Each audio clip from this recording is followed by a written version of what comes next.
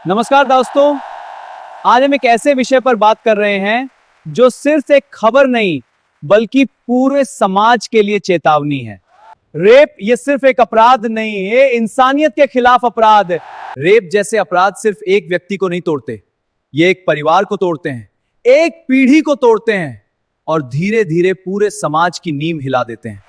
जहां भरोसा टूट जाए, जहां बेटियां डर में जीने लगें, जहां मां बाप हर कदम पर घबराएं, वहां समाज मजबूत नहीं रह सकता। जहां भरोसा टूट जाए, जहां बेटियां डर में जीने लगें, जहां मां बाप हर कदम पर घबराएं, वहां समाज मजबूत नहीं रह सकता। आज मैं आपसे एक सवाल पूछना चाहता हूं, आखिर कब तक हमारी बेटियां डर के साए में जिएंगी? कब तक हर मां अपने घर से निकलती बेटी के लिए चिंता में रहेगी? हम अक्सर सोचते हैं कि अपराधी कोई अजनबी होगा, कोई बाहरी होगा, कोई ऐसा व्यक्ति जिसे हम जानते नहीं। लेकिन सच्चाई क्या है? अधिकतर मामलों में अपराधी कोई जान पहचान वाला, कोई रिश्तेदार, कोई पड़ोसी या कोई भरोसे का व्यक्ति ही होता है। हम दुर्गा की पूजा करते हैं लेकिन घर की बेटियों की बात सुनने में झिझकते हैं, सम्मान की बातें करते हैं लेकिन व्यवहार में बराबरी नहीं देते। अगर किसी बेटी के साथ गलत होता है तो सबसे पहले सवाल उसके कपड़ों पर क्यों उठता है, उसके चरित्र पर क्यों सवाल होता है? अपराधी को कटघरे में खड़ा कीजिए, पीड़िता को नहीं। जब किसी बेटी या महिला के साथ रेप होता है तो वह सिर्फ एक शारीरिक हमला नहीं होता, वह उसकी आत्मा, उसके आत्मसम्मान और उसके भविष्य पर हमला होता है। लेकिन दुख की बात क्या है, अपराध के बाद भी उसकी पीड़ा खत्म नहीं होती।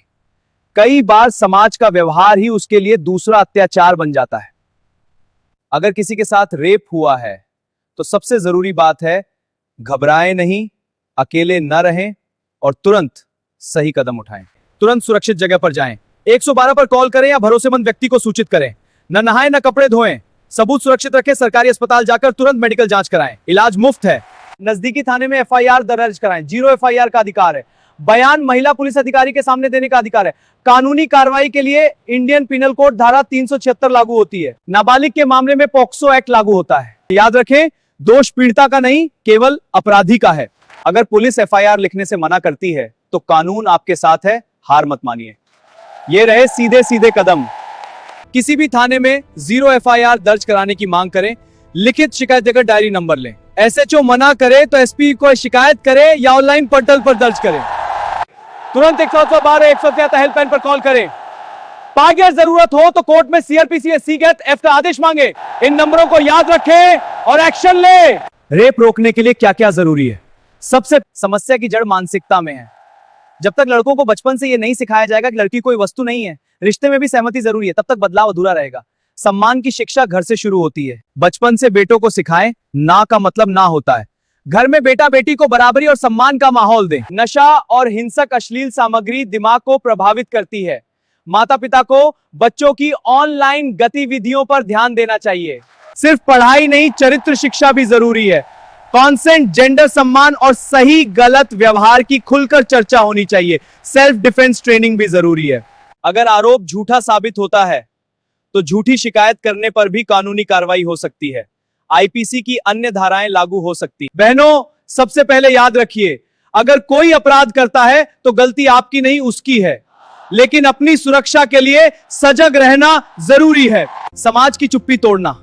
कई अपराध इसलिए बढ़ते हैं क्योंकि लोग देखते हैं पर बोलते नहीं। हमें मिलकर इस चुप्पी को तोड़ना होगा। उठो, आवाज को बुलंद करो, यही हमारा कर्तव्य है। अक्सर लोग इज्जत के नाम पर अपनी पीड़ा छुपा लेते हैं। उन्हें डर होता है लोग क्या कहेंगे, समाज क्या सोचे। लेकिन सच क्या है?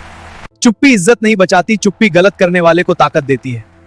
जब कोई पीड़ित बोल नहीं पाता तो अपराधी और हिम्मत पकड़ लेता है और फिर वही गलती किसी और के साथ दोहराई जाती है। अनजान या सुनसान जगहों से यथासंभव बचें, खासकर देर रात अकेले।